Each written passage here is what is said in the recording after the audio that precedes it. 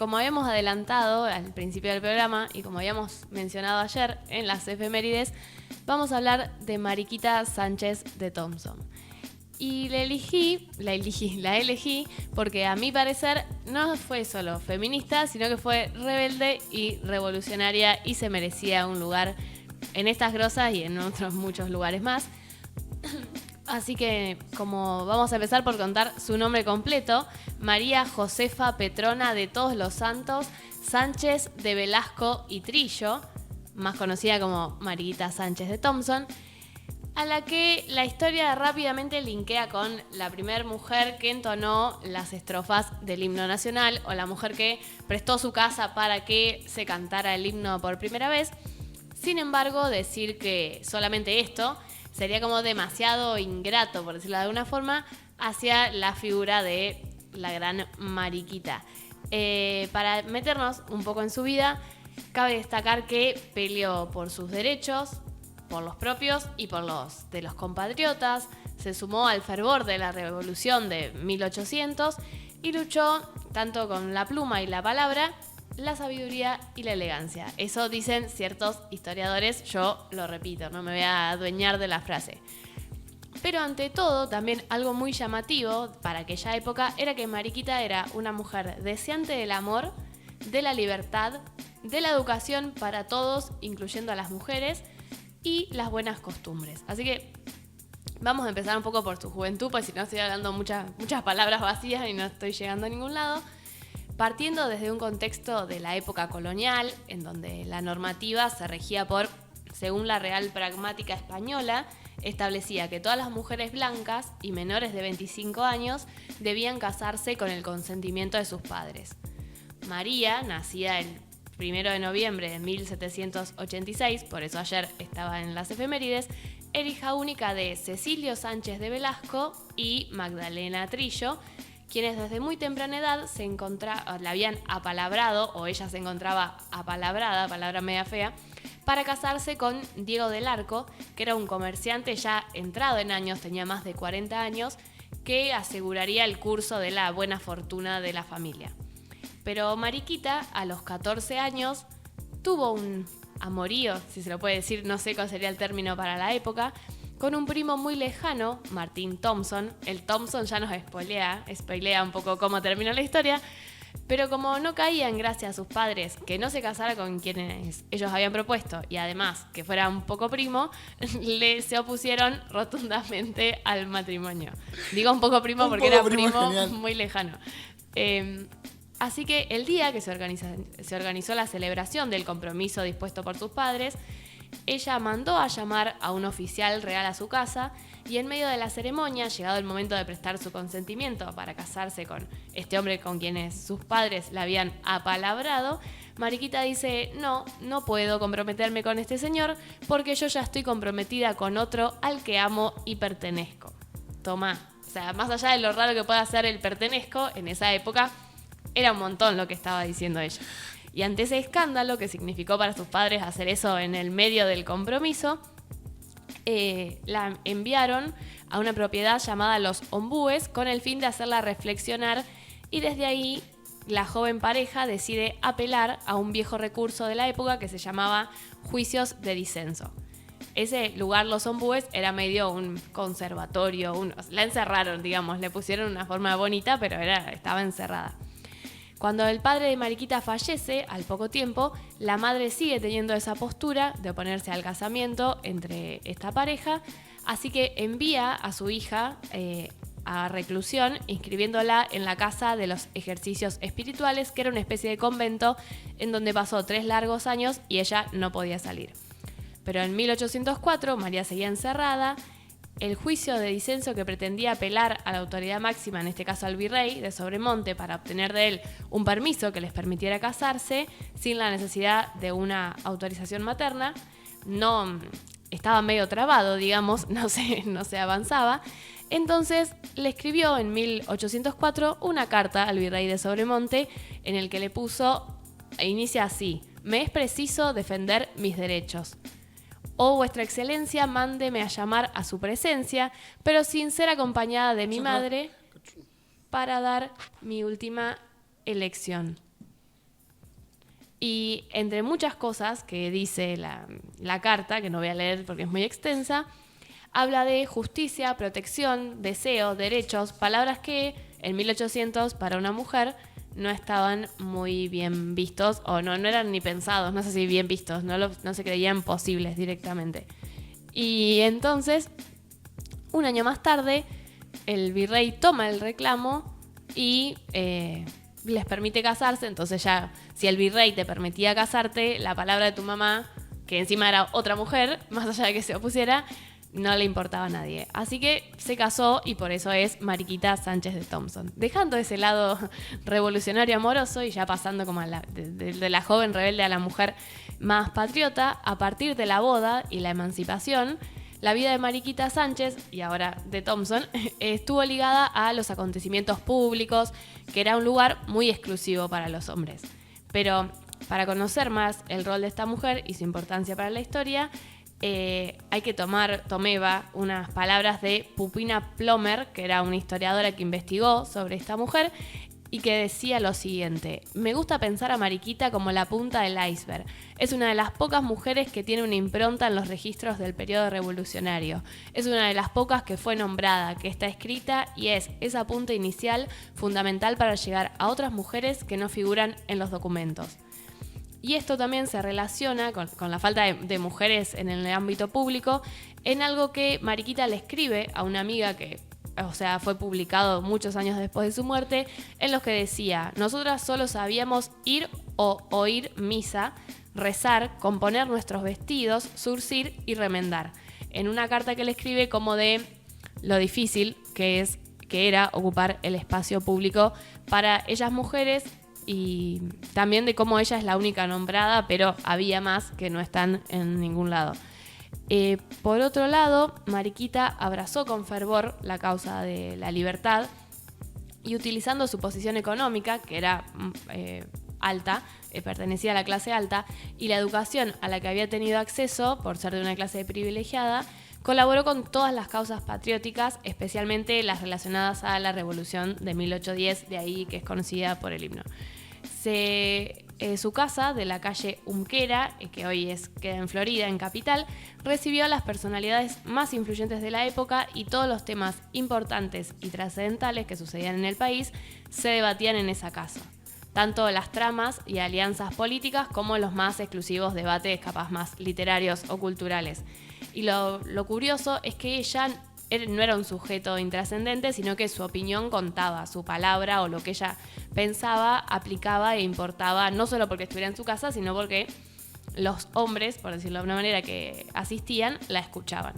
Así que en su salón se cocinaba la revolución, que el matrimonio formó parte de manera muy activa, porque por un lado Martín Thompson fue designado como capitán a cargo del puerto de Buenos Aires y tuvo un rol bastante preponderante en la conquista de esa ciudad, en la reconquista de la ciudad, y además perteneció al grupo patriótico integrado por Rodríguez Peña, Castelli y Saavedra.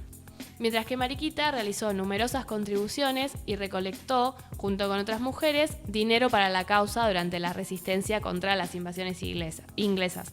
Situación que además, como si ya no se hubiese peleado con la familia y con un montón de hombres, le trajo controversias y algunos inconvenientes con la iglesia, porque hasta ese momento la iglesia era la única que podía recaudar y recolectar plata, serían, o lo que fuese, para contribuciones benéficas. Entonces Mariquita empieza a hacer como una colecta paralela para la revolución, y la iglesia se le retoma a la iglesia, no la dejan entrar por un tiempo a la iglesia, etc.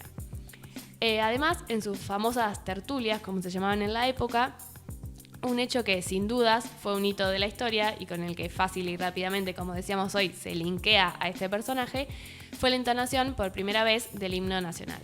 Esto sucedió en su casa un 14 de mayo de 1813, y algunos historiadores, no se sabe, dicen que ella entonó por primera vez las primeras estrofas del himno, como si estamos todos en una casa y la dueña de casa arranca con el hitazo, pero no existen registros. Claramente audiovisuales de la época, así que no hay algo que yo te pueda confirmar que fue Mariquita la que empezó este himno.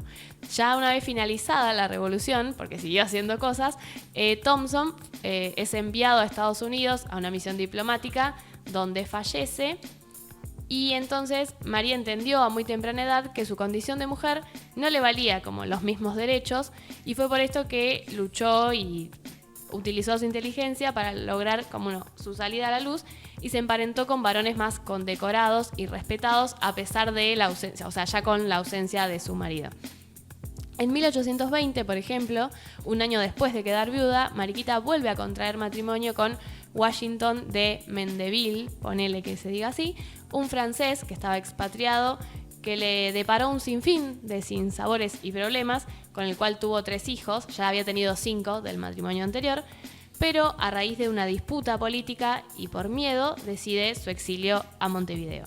En los años que duró el matrimonio, la casa de Mariquita fue el centro obligado de la sociabilidad de todos los extranjeros que acudían a Buenos Aires, y también fue la época en la que se ganó la fama de mujer como superficial al introducir en sus tertulias novedades europeas o vajillas inglesas que se relacionaban con que tenía un marido extranjero, no con otra cosa más que eso. Y esto, ¿por qué estoy contando esto que parece muy frío, que importa la vajilla? Porque en 1832 tuvo un conflicto político con el que en su momento era su amigo Juan Manuel de Rosas, el que todos conocemos, el que de algún lado te suena. Juanma. Sí.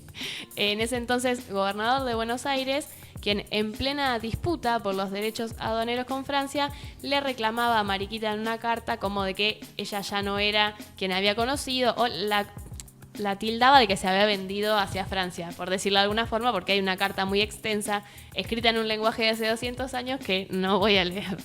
Pero una anécdota que resaltan muchas historiadoras o historiadores, que como que se podría decir que la pinta de cuerpo entero a lo que era Mariquita en esa época, es una referida a una fiesta brindada en la casa del líder federal, Rosas, quien en ese entonces era como de una extrema temeridad, todo el mundo le tenía mucho miedo, claramente, o sea, mandaba a matar gente, no es que le temían porque sí, y había invitado a todos sus amigos de la infancia, dentro de los que estaba Mariquita, había exigido el uso de una insignia punzó, muy reconocida en esa época, para demostrar fidelidad a la causa y al partido, y además la gente se tenía que vestir todo de roja, color que representaba a los federales. Y en esa fiesta fueron todos vestidos de rojo, salvo Mariquita, que fue vestida de celeste, que era el color opositor. Y se dice, esto vuelve a ser como lo del himno, que yo no te puedo traer un audio en que lo diga, de que Rosas, como que si bien era alguien muy temido, no iba a arrancar a los tiros en el medio de la fiesta, le dijo cómo te animás o cómo te atreves a venir vestida de celeste, y que ella, sin darle ningún tipo de importancia, le dijo: para hacer juego con tus ojos, Juan Manuel, no te enojes, y siguió en la fiesta como si todo le importara, perdón la palabra, 3 pepinos, porque iba a decir otra cosa.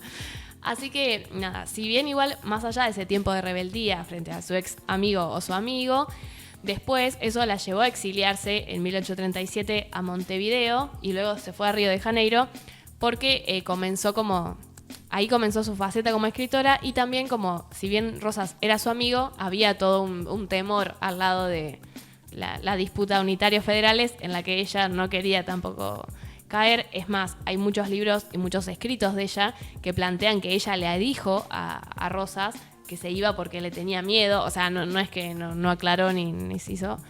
Así que, nada, en el exilio Mariquita se decidió a escribir cartas a gente muy amiga de ella, pero que para nosotros nos suenan como muy, muy próceres, como, no sé, Florencio Varela, Félix Frías, Esteban Echeverría, Juan Bautista Alberdi, Bartolomé Mitre, y muchas de esas cartas son las que se conocen como la obra literaria, que en realidad eran cartas de la época, cartas desde el exilio. Pero bueno, hay mucha de esa época que se llama literatura y no deja de ser algo que era algo real, no era un invento. Y en algo de las cartas que me pareció que se podía leer sin leer un choclo, era que dice: me río de los que quieren aquí mujeres literatas, Pobres familias, las mujeres argentinas estamos destinadas a la vida bruta. Muchas veces he pensado en escribir algo como cómo quisiera educar yo a la mujer. Pero ¿para qué? ¿Quién me creería? Se reirían de mí. Y lo que veo y la experiencia que cada día tengo me hacen vacilar en mi sistema. Si en todas partes es difícil la educación de la mujer, entre nosotros y en la actualidad es más difícil aún, y lo más triste es que nadie educa a los hombres, a esos que sí pueden hablar. Nada, me pareció como un montón y muy real. Bien picante, Mariquita. Sí, era picante en 1800 y resuena ahora todavía, eso es rarísimo. Así que nada, después ya retornó a Buenos Aires cuando terminó el mandato de Rosas y se dedicó, además de a escribir, a a dar clases en escuelas de mujeres.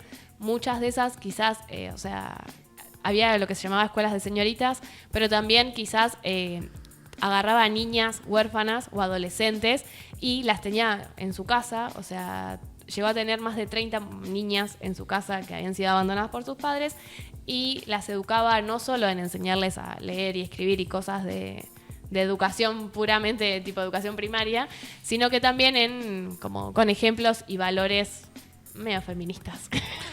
Así que esa fue la vida. Re picante, Mariquita. Sí. Nos lleva más. Graciela dice, no le cabía una, Mariquita. Claramente no le cabía una. Arrancó tranqui cuando tenía 14 diciendo me quiero casar con mi primo y terminó... Con era más o menos primo. Sí, medio lejano, casi primo.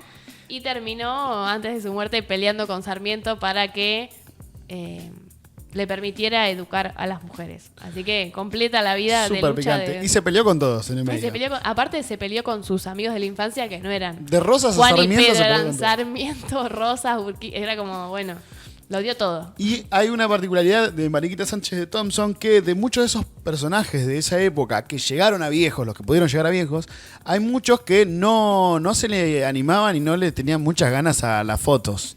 Y existe un daguerrotipo de Mariquita Sánchez de Thompson, que es del año 1854, así que hay un registro, que eso es re loco decir dentro de las primeras fotos y demás, de poder tener registro de esas personas que fueron parte crucial de la historia argentina, siendo que, bueno, a San Martín le sacaron una en medio de prepo porque lo obligó la hija y todos hasta conocemos, ahí. como de otros conocemos los cuadros pintados después de su muerte que parecido a su cara no deben tener nada. Sí, pero por pobres. ejemplo, no sé, a Rosas también hubo forma de agarrarlo para sacar una foto.